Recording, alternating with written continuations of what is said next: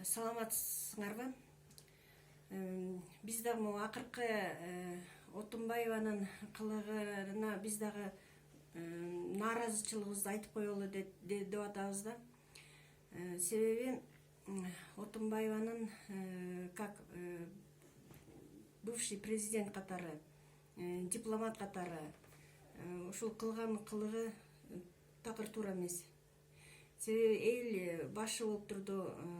Ошондо элдин деңгээлин, билим деңгээлин көтөрө турчу Отунбаеванын колунда болчу. Булар эмне кылды ошо элди көтөрүш үчүн? Элдин баары азыр деген самсып чет жакка чыгып кетти көбү. Азыр деген ушунча кыйналып аткан, турмуштан кыйналып аткан адамдар көбөйдү. Айтат эмеспи, бир мамлекетти жок кылыш үчүн билим берүү системаны, билим берүү тармагын крах кылса, ошол мамлекет жоюлат, жок болуп кетет деп. Анысы кандай? Отунбаева ушу президент болуп турганда мамлекетке күйгөн киши болсо, мамлекетти сактайм деген болсо, ушул билим берүү, образованияны да көтөрүш керек болчу, реформаларды жүргүзүш керек болчу. Колунда болчу да.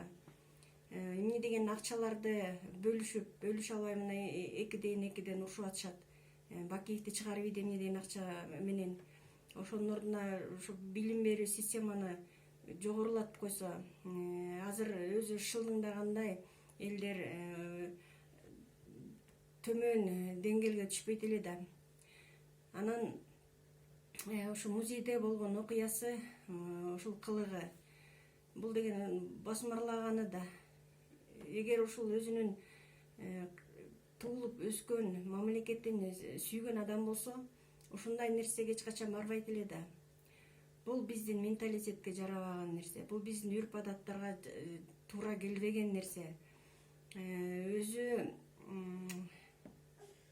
деле ушул чет мамлекеттерде чыгып кетип атат. Ошол мамлекеттерге барганда ошолордун өскөнү, өнгөнү карап туруп, ушул менин деле мамлекетим ушундай болсо деген ойго келет болду бекен. Мен ушуну сурагым келет да Отунбаевадан.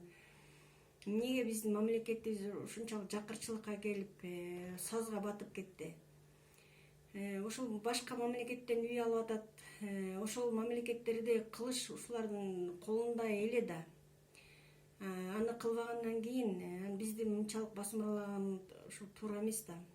Мен айтат элем, ушул Отунбаева биздин Кыргызстанда орду жок.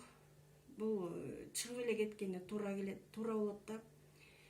Бизди элди сыйлабаса, үрп адаттарыбызды сыйлабаса, салтыбызды сыйлабаса, шылдыңдаса,